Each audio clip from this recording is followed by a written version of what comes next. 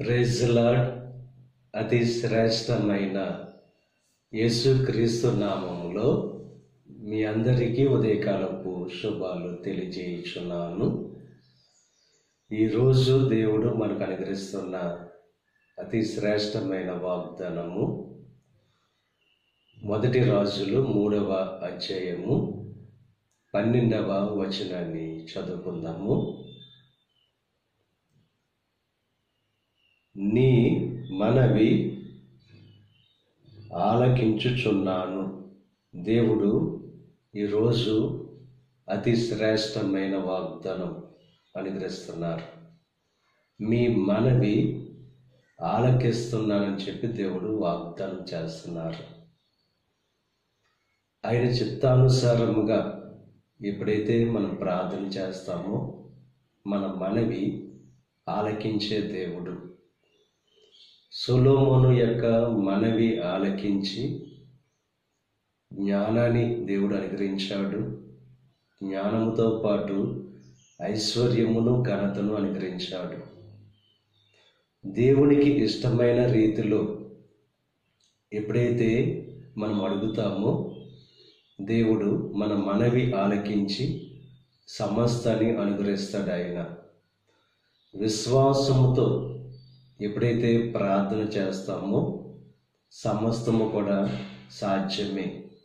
నమ్ముట మన వలన అయితే నమ్మువానికి సమస్తము కూడా సాధ్యమే. విశ్వాసము లేకుండా దేవునికి ఇష్టడై ఉండుట అసాధ్యం కనుక మనం ప్రార్థన చేసేటప్పుడు విశ్వాసముతో నమ్మకముతో ఎప్పుడైతే ప్రార్థన చేస్తామో దేవుడు ఆ మనవి ఆలకించి మన జీవితంలో సమస్తాన్ని అనుగ్రహిస్తారు.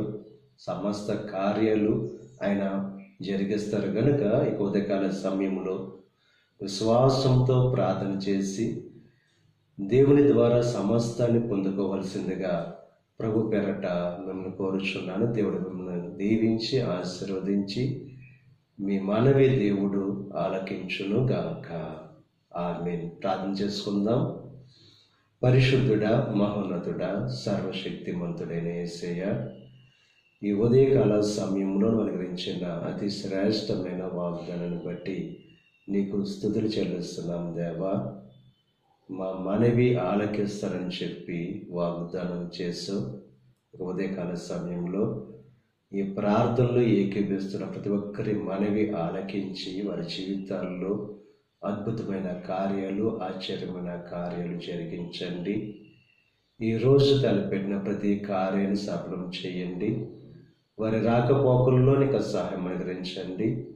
ఈ దిన ఆశీర్వాదాలు ప్రతి ఒక్కరి మీద మెండుగా కురమరింపచేసి నీ దీవులతో నింపి నడిపించమని యేసుక్రీస్తు నామం పేరట వేడుకొనుచున్నాం తండ్రి.